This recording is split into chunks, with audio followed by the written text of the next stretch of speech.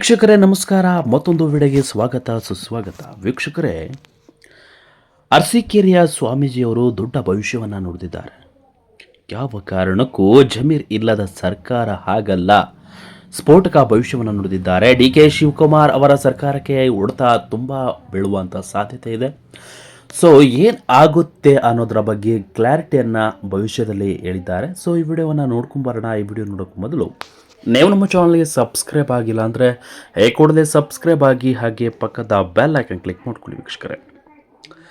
ವೀಕ್ಷಕರೇ, D K Shivakumar ನೇತೃತ್ವದ ಸರ್ಕಾರ ರಚನೆಯಾಗಿದ್ದು ಎರಡನೇ ಹಂತದಲ್ಲಿ ಸಚಿವ ಸಂಪುಟ ಸೇರಿಸಲು ಶಾಸಕರು ಕಸರತ್ತು ನಡೆಸ್ತಾ ಇದ್ದಾರೆ.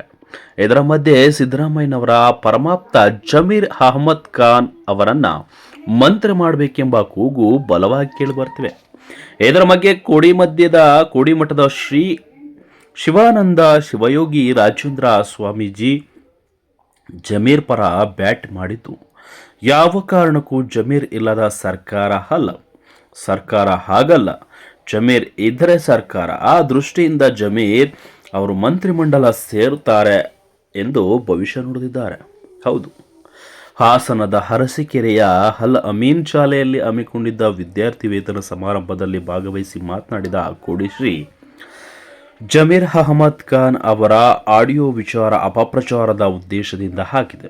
ಇನ್ನೊಂದು ದೊಡ್ಡ ಅಪಪ್ರಚಾರ ಇತ್ತು. ಏದೋ ಮೊದಲು ಬಂದು ಆ ಅಪಪ್ರಚಾರ ಮುಚ್ಚಿ ಹೋಗ್ತಿದೆ. ಜಮೀರ್ ಹೆದರುವ ಅವಶ್ಯಕತೆ ಇಲ್ಲ, ಅವರು ಮತ್ತೊಮ್ಮೆ ಮಂತ್ರಿಮಂಡಲ ಸೇರ್ತಾರೆ ಎಂದಿದ್ದಾರೆ. ಏನೋ ಜಮೀರ್ ಜೊತೆಗೆ ನಮ್ಮ ಶಿವಲಿಂಗೇಗೌಡರಿಗೆ ಮಂತ್ರಿ ಸ್ಥಾನ ಸಿಗುತ್ತದೆ, ಯೋಚನೆ ಮಾಡಬಹುದಾ ಬೇಡವಾ ಅನ್ನುವ ವಿಚಾರ ಸಂಬಂಧಪಟ್ಟವ್ರ ಜೊತೆ ನಾನು ಈಗಾಗಲೇ ಮಾತನಾಡಿದ್ದೇನೆ, ನಾಳೆಯೂ ಕೂಡ ಮಾತನಾಡ್ತೇನೆ. ಯಾವ ಕಾರಣಕ್ಕೂ ಜಮೀರ್ ಇಲ್ಲದ ಸರ್ಕಾರ ಹಾಗಲ್ಲ, ಜಮೀರ್ ಇದ್ರೆ ಮಾತ್ರ ಅದು ಸರ್ಕಾರ ಎನಿಸಿಕೊಳ್ಳುತ್ತದೆ. ಆ ದೃಷ್ಟಿಯಿಂದ ಅವರು ಮತ್ತೊಮ್ಮೆ ಮಂತ್ರಿ ಆಗ್ತಾರೆ. ಯಾವುದೇ ಕಾರಣಕ್ಕೂ ಆಕ್ರೋಶಕ್ಕೆ ಒಳಗಾಗಬೇಡಿ, ಶಾಂತಿಯಿಂದ ಇರಿ, ಇದರ ಬಗ್ಗೆ ನಾನು ಪ್ರಯತ್ನವನ್ನು ಮಾಡ್ತೇನೆ ಎಂದು ಹೇಳಿದರು. ಜಮೀರ್ಗೆ ಮಂತ್ರಿ ಸ್ಥಾನ ಸಿಕ್ಕಿದ್ದ ಕೂಡಲೇ ಇಲ್ಲಿಗೆ ಕರೆದುಕೊಂಡು ಬರೋಣ, ಅವರ ಮೇಲೆ ಭಗವಂತನ ಕೃಪೆ ಇದೆ, ಅವರು ಜಾತ್ಯತೀತವಾಗಿ ದುಡಿದು ಸಮಾಜ ಸೇವೆ ಮಾಡ್ತಿದ್ದಾರೆ, ಅವರಿಗೆ ನಾವೆಲ್ಲ ಬೆಂಬಲ ಕೊಡೋಣ, ಅವರು ಮತ್ತೆ ರಾಜ್ಯದ ಮಂತ್ರಿ ಆಗುವುದನ್ನು ನೋಡಿ ಸಂತೋಷ ಪಡೋಣ, ಮುಂದೆ ಜಮೀರ್ ಮತ್ತು ಶಿವಲಿಂಗೇಗೌಡ ಇಬ್ಬರಿಗೂ ನಮ್ಮ ಮಠದಲ್ಲಿ ಸನ್ಮಾನ ಮಾಡೋಣ ಎಂದು ಜಮೀರ್ ಪರ ಸ್ವಾಮೀಜಿ ಬ್ಯಾಟ್ ಬೀಸಿದ್ದಾರೆ. ಹೌದು, ಸಿದ್ದರಾಮಯ್ಯನವರೇ ಸ್ವಯಂ ಪ್ರೇರಿತರಾಗಿ ಬಿಟ್ಟು ಕೊಟ್ಟರೆ ಮಾತ್ರ ಡಿ ಕೆ ಶಿವಕುಮಾರ್ ಅವರು ಸಿಎಂ ಆಗ್ತಾರೆ ಎಂದು ಈ ಹಿಂದೆ ಇದೇ ಕೋಡಿಶ್ರೀ ಭವಿಷ್ಯ ನುಡಿದಿದ್ರು. ಅದರಂತೆ ಸಿದ್ದರಾಮಯ್ಯನವರು ತಾವಾಗಿಯೇ ಯಾವುದೇ ಗೊಂದಲ ಮಾಡಿಕೊಳ್ಳದೆ ಸಿಎಂ ಸ್ಥಾನಕ್ಕೆ ರಾಜೀನಾಮೆ ನೀಡಿದರು. ಹೀಗಾಗಿ ಡಿ ಕೆ ಶಿವಕುಮಾರ್ ಅವರು ಸಿಎಂ ಆಗಿದ್ದು ಕೋಡಿಶ್ರೀ ಹೇಳಿದ ಭವಿಷ್ಯ ನಿಜವಾಗಿದೆ. ಇದೀಗ ಜಮೀರ್ ಅವರು ಮಂತ್ರಿ ಆಗುತ್ತಾರೆ ಎಂದು ಭವಿಷ್ಯ ನುಡಿದಿದ್ದ ಸ್ವಾಮೀಜಿ ಏನಾಗುತ್ತೆ ಅನ್ನೋದನ್ನು ಕಾದು ನೋಡಬೇಕಿದೆ. ಆದರೆ ಸ್ವಾಮೀಜಿಯ ಭವಿಷ್ಯ ಕೇಳಿ ಡಿ ಕೆ ಶಿವಕುಮಾರ್ ಒಂದು ಕ್ಷಣ ಶಾಕ್ ಆಗಿದ್ದಾರೆ. ಜಮೀರ್ ಅಹಮದ್ ಆಲ್ರೆಡಿ ಈಗಾಗಲೇ ಮನಸ್ಸಿಂದ ನಿರ್ಧಾರವನ್ನು ಮಾಡಿಬಿಟ್ಟಿದ್ದಾರೆ, ಪಕ್ಷದಿಂದ ರಾಜೀನಾಮೆಯನ್ನು ಕೊಟ್ಟು ಹೊಸ ಪಕ್ಷವನ್ನು ಕಟ್ಟುತ್ತೇನೆ ಅಂತ. ಸೊ ಚಾಲೆಂಜ್ ಆಗಿ ಇದ್ದಂಥ ಜಮೀರ್ ಖಾನ್ಗೆ ಈ ರೀತಿ ಅವಮಾನ ಮಾಡಿದ್ದಾರೆ C M D K Shivakumar.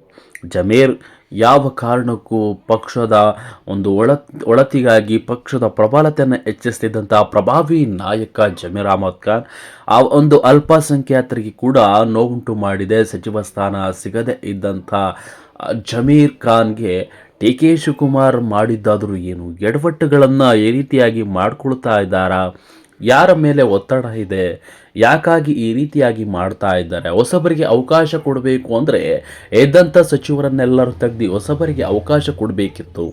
ಆದರೆ ಇದು ಎರಡೆರಡು ರೀತಿಯ ಭೇದ ಭಾವ ಮಾಡುವ ರೀತಿಯಲ್ಲಿ ಪಕ್ಷೇತರವಾಗಿ ಕೆಲಸವನ್ನು ಮಾಡ್ತಾ ಇದ್ದಾರೆ ಅಂತ ಜನ ಅಂದ್ಕೊಳ್ತಾ ಇದ್ದಾರೆ.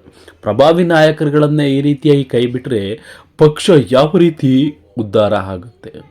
ಜನ ಹೇಗೆ ಅಭಿವೃದ್ಧಿ ಕೆಲಸವನ್ನು ಮಾಡ್ತಾರೆ? ಎಲ್ಲವನ್ನ ಜನ ಕಣ್ಣಲ್ಲಿ ನೋಡ್ತಾ ಇರುವಂಥ ವಿಚಾರವೂ ಕೂಡ ಹೌದು.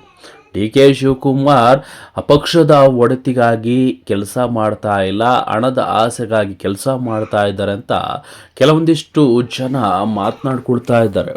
ಇದಕ್ಕೆ ಆಸ್ಪದ ಕೊಡದೆ ಜನರ ಅಭಿವೃದ್ಧಿಗಾಗಿ ಕೆಲಸ ಕೊಡಬೇಕು, ಕುರ್ಚಿಗಾಗಿ ಹೊಡೆದಾಡಿದ್ದು ಸಾಕು, ಕುರ್ಚಿಗೆ ಸಿಕ್ಕಿದ ಮೇಲೆ ಪ್ರಾಮಾಣಿಕವಾಗಿ ಜನರ ಅಭಿಪ್ರಾಯಕ್ಕೆ ಒಂದು ಕೆಲಸವನ್ನು ಮಾಡಬೇಕು ಅಂತೇಳಿ ಜನ ಒತ್ತಾಯವನ್ನು ಹಾಕ್ತಾ ಇದ್ದಾರೆ. ಕೋಡಿಶ್ರೀ ಅವರು ಭವಿಷ್ಯವನ್ನು ನುಡಿದಿದ್ದೆಲ್ಲವೂ ಕೂಡ ಸತ್ಯ ಆಗ್ತಾ ಇದೆ. ಅಂದರೆ ಜಮೀರ್ ಅಹಮದ್ಗೆ ಒಂದು ಸಚಿವ ಸ್ಥಾನ ಸಿಗೋದು ಪಕ್ಕಾ ಅನಿಸ್ಬಿಡುತ್ತೆ. ಆದರೆ ಇದರಲ್ಲೂ ಕೂಡ ಉಲ್ಟಾ ಹೊಡೆದ್ರೆ DKಶಿಗೆ ದೊಡ್ಡ ಹೊಡೆತ ಸಿಗುವಂಥದ್ದು ಬೇರೆ ಮಾತಿಲ್ಲ. ಸೊ ಮುಂದಿನ ದಿನಗಳಲ್ಲಿ ಇಂತಹ ಒಂದು ದೊಡ್ಡ ಆಘಾತ ಆಗೋದು ಬೇಡ. ಕಾಂಗ್ರೆಸ್ ಪಕ್ಷ ಮುಂದಿನ ದಿನಗಳಲ್ಲಿ ಅಧಿಕಾರಕ್ಕೆ ಬರಬೇಕು ಅಂದರೆ ಪ್ರಭಾವಿ ನಾಯಕರುಗಳನ್ನು ಒಂದು ವಿಶ್ವಾಸವನ್ನು ತೆಗೆದುಕೊಂಡು ಅಭಿವೃದ್ಧಿಯಲ್ಲಿ ಸಾಕ್ತಾ ಇರಬೇಕು. ಆಗಿದ್ರೆ ಮಾತ್ರ ಆ ಪಕ್ಷ ಕೆಲಸ ಮಾಡಲಿಕ್ಕೆ ಸಾಧ್ಯ. ಶಾಸಕರೆಲ್ಲರೂ ಕೂಡ ಒಗ್ಗಟ್ಟಿದ್ರೆ ಸಾಧ್ಯ. ಸೊ ಆದರೆ DK ಶಿವಕುಮಾರ್ ಅವರು ಸಿದ್ದರಾಮಯ್ಯ ರಾಜೀನಾಮೆ ಕೊಡ್ತಿದ್ದಂತೆ ಬೇರೆ ಒಂದು ಮುಖವಾಡವನ್ನೇ ಚೇಂಜ್ ಮಾಡ್ಕೊಬಿಟ್ರ ಅನ್ನೋದು ಮೇಲ್ನೋಟಕ್ಕೆ ಕಂಡು ಬರ್ತಾ ಇರುವಂಥದ್ದು. ಶಾಸಕರನ್ನ ಸರಿಯಾಗಿ ಮಾತನಾಡ್ಸಲ್ಲ, ಸಿದ್ದರಾಮಯ್ಯನವರು ಮುಂದೆ ಬಂದರೂ ಕೂಡ ಅವ್ರನ್ನ ಮಾತನಾಡ್ಸಲ್ಲ. ಇಂತಹ ಒಂದು ದುರಂಕಾರ ಬಂದುಬಿಟ್ಟಿದೆ DK ಶಿವಕುಮಾರ್ಗೆ ಅಂತ ಜನ ಮಾತನಾಡ್ಕೊಳ್ತಾ ಇದ್ದಾರೆ. ಸೊ ಅದು ಸರಿಯಾದ ಬೆಳವಣಿಗೆ ಅಲ್ಲ. ಮುಂದಿನ ದಿನಗಳಲ್ಲಿ ಇದು ಕಟ್ಟಿಟ್ಟ ಬುದ್ಧಿ. ಸೊ DK ಶಿವಕುಮಾರ್ ಮುಖ್ಯಮಂತ್ರಿ ಆಗಿರುವುದು ಜನರ ಒಂದು ಅಭಿಪ್ರಾಯ, ಶಾಸಕರ ಒಂದು ಒಪ್ಪಿಗೆ ಇವೆಲ್ಲವನ್ನು ನೋಡಿ ತೀರ್ಮಾನ ಮಾಡಿರುವಂಥದ್ದು. ಸೊ ಜನ ಅಂದ್ಕೊಂಡಂತೆ ಏನು ಬೇಕಾದ್ರೂ ಮಾಡ್ತಾರೆ. ಜನರನ್ನು ದಿಕ್ಕು ತಪ್ಪಿಸುವಂಥ ಕೆಲಸ ಮಾಡಬಾರ್ದು. ಅಧಿಕಾರ ಸಿಕ್ಕಿದೆ ಅಂತ ಹೇಳಿ ಜನರನ್ನು ದುರಂಕಾರದಲ್ಲಿ ಮಾತನಾಡಿಸೋದು ಬೇಡ. ಜನರಿಗೆ ಒಳ್ಳೆಯ ಒಂದು ಯೋಚನೆಯನ್ನು ಕೊಡಬೇಕು. ಶಾಸಕರನ್ನು ವಿಶ್ವಾಸಕ್ಕೆ ತೆಗೆದುಕೊಳ್ಬೇಕು. ಸಚಿವರನ್ನು ಉತ್ತಮ ರೀತಿಯಲ್ಲಿ ಆಯ್ಕೆ ಮಾಡಿ ಖಾತೆಯನ್ನು ಕೊಡಬೇಕು ಅನ್ನೋದು ಜನರ ಅಭಿಪ್ರಾಯ. ಸೊ ಕೋಡಿಶ್ರೀ ಸ್ವಾಮೀಜಿಗಳು ಭವಿಷ್ಯ ನೀಡಿದ್ದಾರೆ. ಸೊ ಇದ್ರ ಭವಿಷ್ಯಕ್ಕೆ ತಕ್ಕಂತೆ ನಿಜವಾಗುತ್ತಾ ಅನ್ನೋದನ್ನು ಕಾದು ನೋಡೋಣ. ಅಲ್ಲಿವರೆಗೂ ನೋಡ್ತಾ ಇರಿ ಅಂತ ಹೇಳ್ತಾ ಇರೋಣ. ಮುಗಿಸ್ತಾ ಇದ್ದೀನಿ ವೀಕ್ಷಕರೇ. Thank you.